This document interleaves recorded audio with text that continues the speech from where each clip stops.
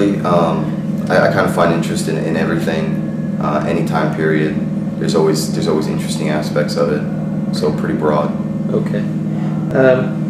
Would you kind of tell us a little bit about kind of who you were when you were, I guess once again, you know, talking about kind of elementary, grade school, high school. I mean, were you kind of a bookworm or an outdoorsman, an athlete, troublemaker, class clown? I'd say athlete. The other thing, like we were always outside after school playing sports. I played sports all my entire life: soccer, baseball, basketball. I was a decent student by far, not top of the class, but certainly not failing out. I would say somewhat quiet. I guess probably the biggest problem I had was getting in fights in school, but that was about the only disciplinary problem. Okay. So is there any memories you have from your time in grade school that kind of stand out? I know you said you moved around a lot, but was there anything that, like I said, kind of shaped who you were, or maybe you just remember kind of a vivid memory, perhaps? I'd say one of the most vivid memories I have is I was at school, and there was a kid there that for some reason, I don't even remember now, but I was probably in 2nd grade. For some reason or another, I didn't like him, and I was picking on him, basically beat him up in the schoolyard. My mother happened to be a teacher at the same school and witnessed what happened. Did not say anything to me. I didn't know she had even seen it. And later that day, my father came home and had heard that the term he always used was bullied.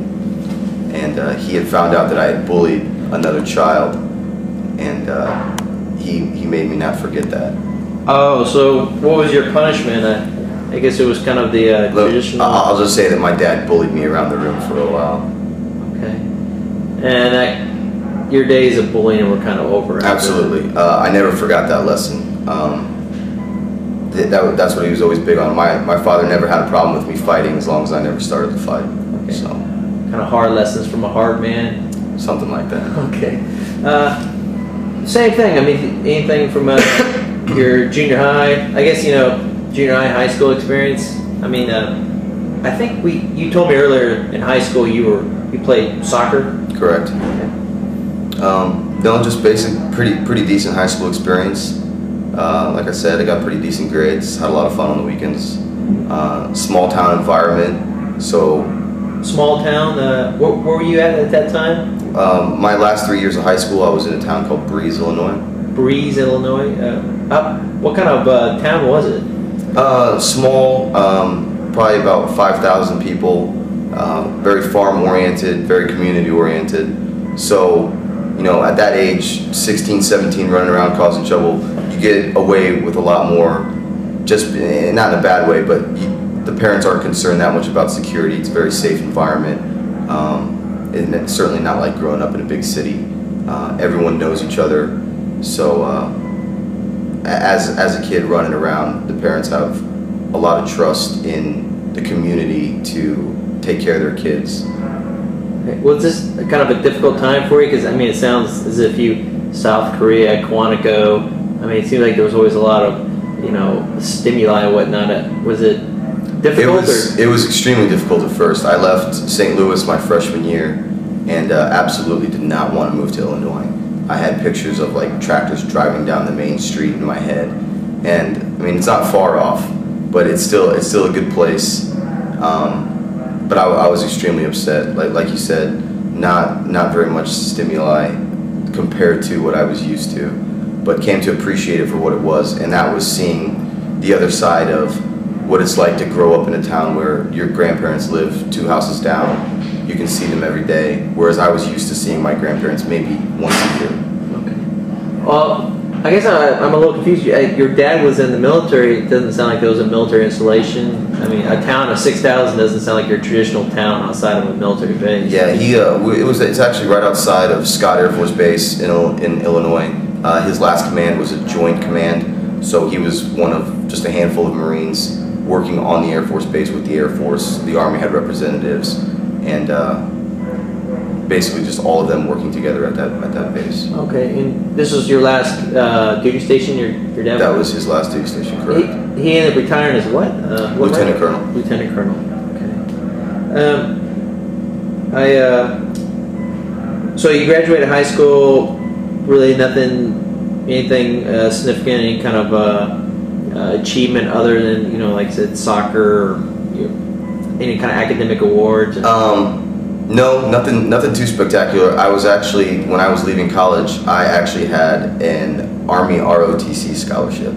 Okay. So I started off, like I said, military was always a plan. I got an Army ROTC scholarship to pay for college, and started going to school, and pretty much immediately dropped out of that program. Okay. So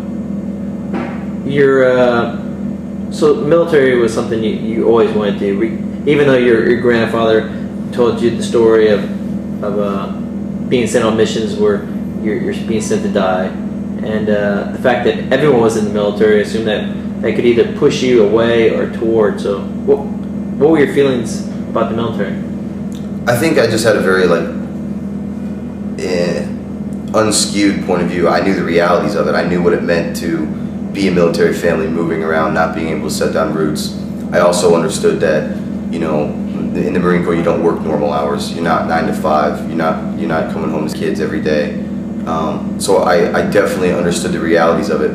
I also understood the benefits of it, and I think that's why it took me till I was 24 years old to join.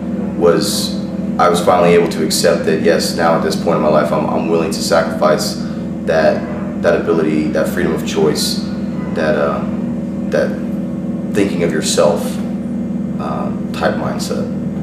So, your entire childhood, your intentions were always to serve. Yes. Okay. Like I said, thank you for sharing that with us. I guess from here, I want to move on. Unless there's something you failed to mention you want to talk about. No. Yeah, I really want to get at your experience at university. Like I said, I understand that you went all the way to your senior year before you enlisted in the Marine Corps. Could you kind of just give us a rundown of what you did at school and where you attended, what your majors were? My first college was McKendree College in Illinois.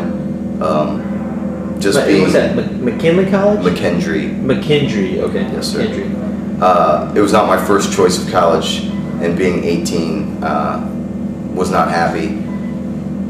Never did well in the college atmosphere. Didn't go to class. Had a hard time. So I was in and out of school. I would go to school for a couple semesters, then drop out for a couple semesters, then go back.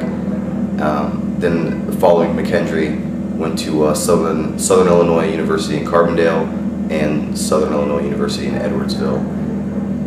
And the reason for this was because you just, that kind of wanderlust in you. You just wanted to move around, or was it? Not a little bit, yes, and a little bit just trying to find my path, I guess you would say. Had a hard time in school. As far as I was not the guy who would go to class every day. I did well on tests, but I did horrible on day-to-day activities in college. Okay, yeah, that was my next question, because I assumed the kind of background you had with your parents, that the actual academics and stuff like that would actually be easy for you. But however, it was just a mundane going to class, attending lecture, taking notes. That was really hard for me to deal with. Okay. That's what drove you over the edge, basically. What was your major, and why did you choose it? I was majoring in English and history. This was a minor or major? I mean, your major minor, or was it? I was trying to do both.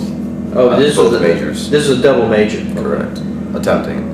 The history was just purely out of just interest. I really enjoy history. Really wanted to spend my time in college studying something I liked. And the English was something also I enjoyed, and also realized the value of it in the ability to write. I think it's a skill that has become somewhat unappreciated this day and age, but I think people are starting to find it again. The ability to write and write well is definitely an underestimated gift. Okay, so that's something you feel strongly about. I guess with the whole internet emails, are you kind of put off of people writing all caps or they don't use punctuation? No, not English in that sense. Like grammatical, I mean, I'm no fan of